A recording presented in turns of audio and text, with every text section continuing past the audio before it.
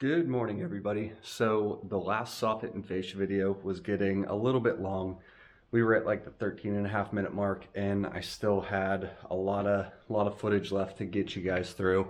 So I decided to split that in half. So this is obviously the intro to part 3, technically. But if you didn't catch it or see it, we haven't done a t-shirt giveaway in a long time, so I thought this would be kind of a neat opportunity to get back to doing that.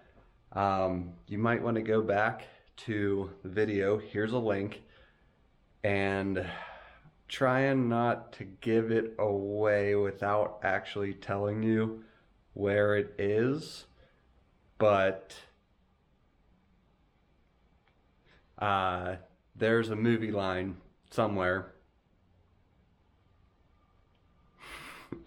That was weird. Drop me a comment with the movie that line is from. There's 2 lines. It's a question and then a reply. Drop me a comment. Let me know where that movie's from. And then also in the same comment, let me know your favorite firearms manufacturer and why. It could be sentimental value. It could be just factual information. It could be a feature that a company you like. Drop me where the movie line is from, as well as your favorite firearm company and why. And I will go through, I will pick the winner and send you guys a t-shirt. And honestly, by the time you're seeing this, baby number 2 is gonna be here. So it might take me a little bit to pick a winner, but I promise you, we will get you a t-shirt. So yeah, check that video out again. Look somewhere in particular, and yeah, I thought that would be fun. So anyways, enjoy all these time lapses, and if there's something I missed that I didn't cover in the audio, I'll voice over. If you do have any other questions about Soffit and Fascia, this is the last video on it. Not saying I'm an expert at it, but I will do my best to answer your question as accurately and as quick as possible. So thank you for the continued support, guys. Have yourselves a great day.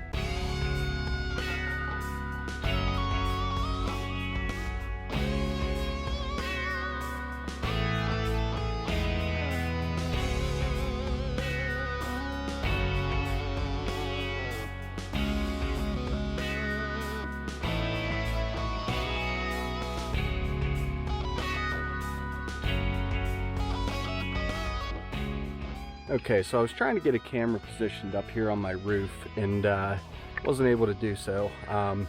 Eric and I had to replace this section of shingles last night. So now that this is all done, I'm able to run my Soffit and Fascia out here. I took a scrap piece of metal and nailed it up first. Was able to cut around that shingle. Now everything is all ice and water shielded underneath this. We put a couple things of flashing underneath this row of shingle right here. That way, if there's ever any moisture or water buildup that gets under that shingle, it's still, excuse the car, we're still going to be protected. I mainly did this piece here for decorative look. Now I don't really have to like be crazy accurate. I would still like to make it as accurate as possible, but I don't have to be like extremely, you know, trim carpenter precise cutting my piece of fascia around this shingle in order to get my return to this point here. I got my F channel up, and as you can see, I got my soffits run the whole way up. Now for anybody that wants to say that my F channel is on upside down, yes and no. It is on upside down. However, the siding that I'm going to be using is select siding. The way the trim pieces are put up, this is all going to be covered, so you'll never see this. The trim comes out to about right here, so you're never going to see it. It just makes it a lot easier for me to put this up, put the F channel up, and keep pushing forward. So time for some fascia. Let's get that bent and up.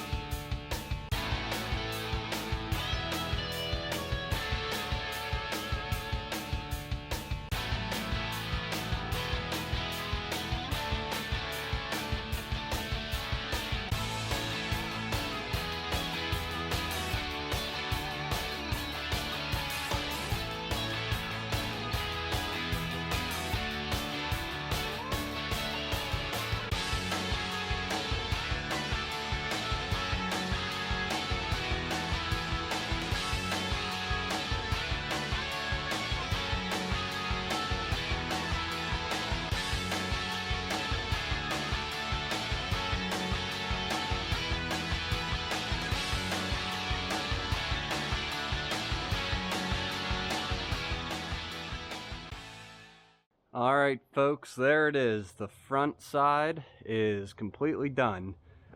We got like I said earlier, we got the roof and everything all patched in. I ran my first little piece of fascia around there to cut and notch around that shingle. I did the same thing with my big piece. Now I do know that, you know, everything's coming downhill. We have a 1/2 inch overhang with the drip edge plus another 1/2 inch. So we have an inch overhang in total that water would have to somehow work its way around and go uphill for it to get to that section. I did take some roof tar and put a nice little bead right where the roof meets that piece of fascia just to help seal it up. Any water that I can keep out of there, I want to keep out of there, but for the most part everything's running downhill, so I'm not overly concerned that there's ever going to get any water or anything built up there. We got our fascia nailed up. Now you can see I did that peak a lot nicer out front than I did around back. You know, if anybody wants to criticize me, feel free, go ahead. I know there's about 1.5 million ways that you can do every single thing every step of the way during construction. You know, with me having a concrete background, you know, I know just from friends that work for other companies or friends that own other companies, everybody does stuff differently. So it's not necessarily one way's right, one way's wrong. That way worked for me. I don't do this every day, so sometimes I have to kind of make a few mistakes to kind of learn and refresh my memory. Oh yeah, that's right, I have to do this here, I have to do that there, this is how you want to lay this out. So, you know, I'm not perfect at soffit and fascia, I'm not even perfect at concrete, but I learn every day. And you know, I just try to improve my skill set and try to just be a well-rounded blue collar kind of guy, so that when the time comes to either do the maintenance on my house or help Eleanor and her soon-to-be sister with their houses, you know, I at least have some background in, you know, some sort of familiarity. Yeah, that's right. With, you know, these construction things. So we are headed over to Rachel's brother's house for dinner. So I'm going to go ahead, get my stuff cleaned up and go do that. So I'll see you guys here in a little bit, and we'll try to start tackling this last section right here. Final day of soffit and fascia. This is it. I'm finishing it all today. I have this section here to do, and then I have one more section out front that I forgot about. We have a little bit of work prior, not much, but I'm jumping on this right now. Enjoy the time lapse.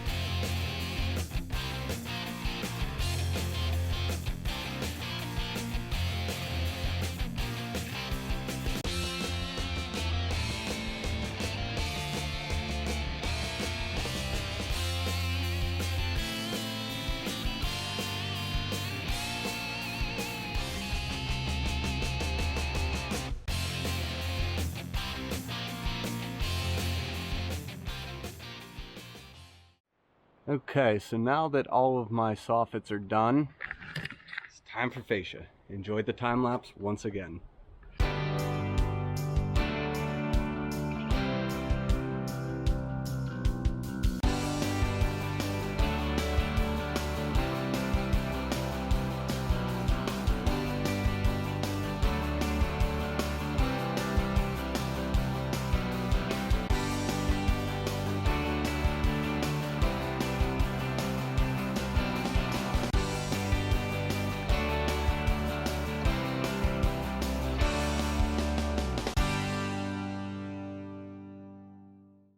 Okay, so the final side on the garage addition is all Soffit and Fascia.